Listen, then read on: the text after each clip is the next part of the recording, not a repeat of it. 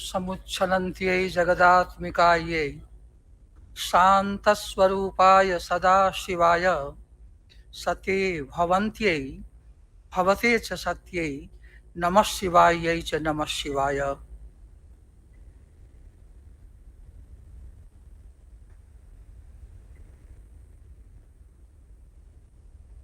काशी विश्वनाथ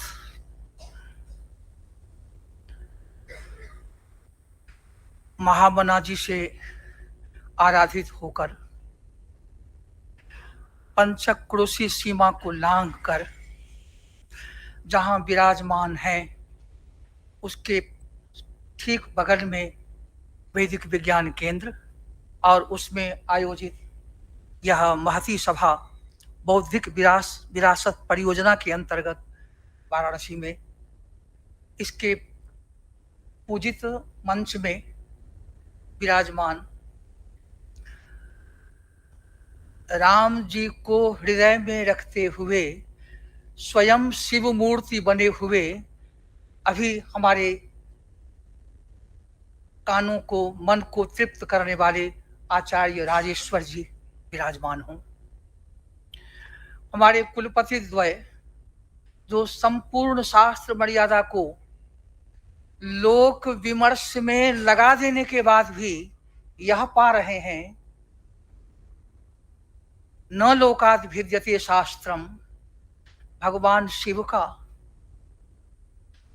भगवान श्री राम का जो आदर्श चरित्र है उसको समझने में, उनका जो लोक कृत्य है उसको समझने में सारे शास्त्र लगे हैं। और फिर लगने के बाद ऋषि उत्तर देते हैं नेति नेति नेति। यह लोक चरित्र है भगवान शिव का और भगवान राम का।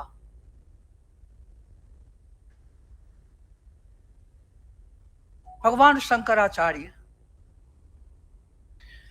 जब इस लोक की व्यवस्था ढूंढते हैं और अभिनव गुप्त पाद के परम गुरु उत्पल देव जी जब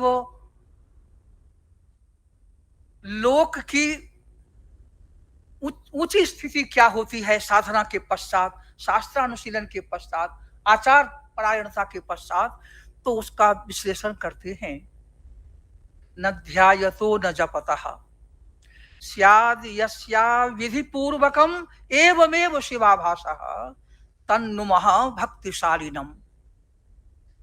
ध्यान करने से यदि शिव याद आते हैं और शिव के हृदयगत भगवान राम याद आते हैं तो यह हमारी पूजा पराकाष्ठा की नहीं है, हम अभी मार्ग में हैं। न ध्यायतः न जपतः, ध्यान करना हमारा छूटा हुआ है, जप हमारा नहीं चल रहा है। अविधि पूर्वकम एवमेव शिवाभासः, जैसा अभी वर्णन कर रहे थे। एक कवि ने तो इतना अच्छा वर्णन किया, विधाता प्रातः काल जाते हैं प्रणाम करने को शिव के चरणों में, तो शिव जी को आज जहां प्रतिदिन पाते थे आने में कुछ विलंब हुआ था। गौरा मां आ गई थी और वो निकले, ब्रह्मा जी आ गए हैं इसलिए निकले, नहीं तो अभी निकलने की स्थिति उनकी थी नहीं। और जो उनकी स्थिति थी, उनके मुख के ओष्ठ में मां के आंख में जो अंजन था उसका स्पर्श हुआ था, वो अभी मिटा नहीं था, जागृत था। और ब्रह्मा जी कहते हैं यह समय नहीं है, मां वम संवृणु विषमिदमिति सातंकम पितामहे लोकतः। उनको लगा कहीं विश्वमन तो नहीं हो रहा है, मैं तो जल जाऊंगा, आतंकित होकर के बोले। और जब वो बोले तो प्रातर जयति सलज्जः, प्रातः काल का समय है, लाज की स्थिति उद्गत होती है और दोनों के दोनों मौन हो जाते हैं, वहां कुछ जवाब नहीं होता है। तो जो श्री काशी विश्वनाथ धाम एवं श्री राम जन्मभूमि, इनका जो लोक विमर्श है, यह हम लोग बोलते रहें, सुनते रहें, भींगते रहें, स्नान करते रहें, पर जब हम मौन भूमि में पहुंच जाते हैं तब हमें लोक विमर्श की सच्ची स्थिति पता होती है। अनंत, अनादि, अथाह, अगाध। इसलिए भगवान शंकराचार्य ने कहा कि हम दिन रात स्वयं के लिए, जो हमारी अंतरात्मा में वास कर रहे हैं उनके लिए ही हम दिन भर प्रयत्न करते हैं, और शब्द स्पर्श रूप रस गंध से हम तृप्ति करते रहते हैं और अनुदिन करते हैं, प्रतिदिन करते हैं। यह जो सृष्टि का क्रम है, ये तो हमारी आत्मस्तुति, हमारी आत्मवंदना, हमारी शिव वंदना, हमारी राम वंदना निरंतर चल रही है। और वह कैसे चल रही है? अनाहत नाद के माध्यम से। आगम शास्त्र में इस अनाहत नाद के लिए जब भी वह शब्द का रूप लेगा, अनाहत नाद, क्योंकि संवित प्राक प्राणताम गता, जो संवित है शिव और शक्ति का सामरस्य है, अखंड है, एक है, उस संवित को जीव रूप में, लोक रूप में उतरना है तो पहले प्राण तत्व आता है। और प्राण का जो अनाहत नाद है, वह जब शब्द का प्रयोग करेगा, जिसके बिना संसार अंधेरा हो जाता है। यदि शब्दा वयम ज्योति ही आ संसारम न दीप्यते कृष्णम जगत अंध प्रसिद्धि स्यात्। तो शब्द प्रयोग नहीं होगा तो जगत का प्रकाश हो नहीं सकेगा, कोई व्यवहार नहीं हो सकेगा। ऐसी स्थिति में जब प्राण के रूप में उपस्थित होती है संविद, अब प्राण से, उस अनाहत नाद से शब्द प्रयोग के मध्य में एक शब्दन की स्थिति होती है, वही है आगम। शब्दनम एव आगमः।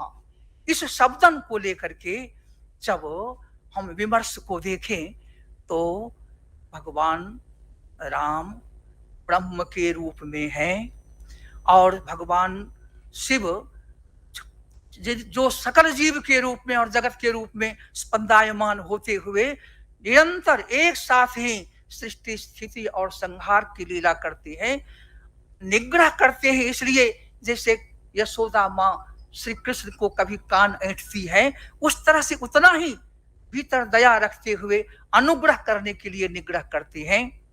और ऐसी जो संपदा है वह बौद्धिक संपदा तब कहलाती है जब वो पठनीय शास्त्र के रूप में वह उतर आए। जब तक वह अंतः है, शिव स्वरूप है। इसलिए शिवलीला रणव में कहा गया है कि भगवान श्री राम, भगवान श्री कृष्ण, इनकी लीला का प्रसारण भी शिव से है, और इनके लीला में अवगाहन करने के बाद हम शिव लीला में प्रवेश की अर्हता रखते हैं। क्योंकि माँ और पिता, जब हम श्री राम विवाह, श्री जानकी विवाह, श्री कृष्ण विवाह, सारे विवाह में आराधना होती है जगदम्बा की, शिव की। और आराधना के बाद ही जो भी राम कथा है, कृष्ण कथा है, आप देख लें सारे ग्रंथकार शिव विवाह को जरूर रखते हैं। रामचरितमानस में भी आया है। शिव विवाह से ही शुरुआत है लोक मंगल का, और उसके अंदर ही श्री राम चरित है, श्री कृष्ण चरित है। और श्री राम चरित और श्री कृष्ण चरित, ये द्वैत तब पचता है जब इन लीलाओं में पूरा भींगे, इनकी लीलाओं में, तब फिर शिवलीला में हमारा प्रवेश होता है। और शिवलीला में प्रवेश करने के बाद शिवोहम की प्रतीति से हमारा लोक विमर्श पुष्ट होता है। यह बौद्धिक विरासत चलती रहे, इसकी संगोष्ठियां चलती रहे सारे भारतवर्ष में, और हम अथाह आनंद सागर में स्वस्वरूप में ही सदा निमग्न होते रहेंगे। कभी बहुत रूपों में, कभी दो रूपों में, कभी अद्वय रूप में हम निरंतर शिव की उपासना में लगे हैं। और राम जी के आदर्श को, भगवान शिव के लिए नियति का उल्लंघन कर सकते हैं और नियति का अनुवर्तन कर सकते हैं, दोनों ही सामर्थ्य है। विवाह करके आए और स्मशान भगे जा रहे हो, कैसी विवशता है। तो नियति का अतिवर्तन भी करते हैं भगवान शिव। भगवान राम नियति का, लोकवर्तनी का, मर्यादा का कभी भी उल्लंघन नहीं करते, अतिवर्तन नहीं करते। भगवान श्री राम के चरित्र को हमें अपनाना चाहिए और भगवान शिव के आज्ञा को और उनके द्वारा जो निर्मित कथा है श्री राम कथा, उसमें अवगाहन करते हुए राम जी जैसा वर्तन करने का भरसक प्रयत्न करना चाहिए। नमः पार्वती पतये।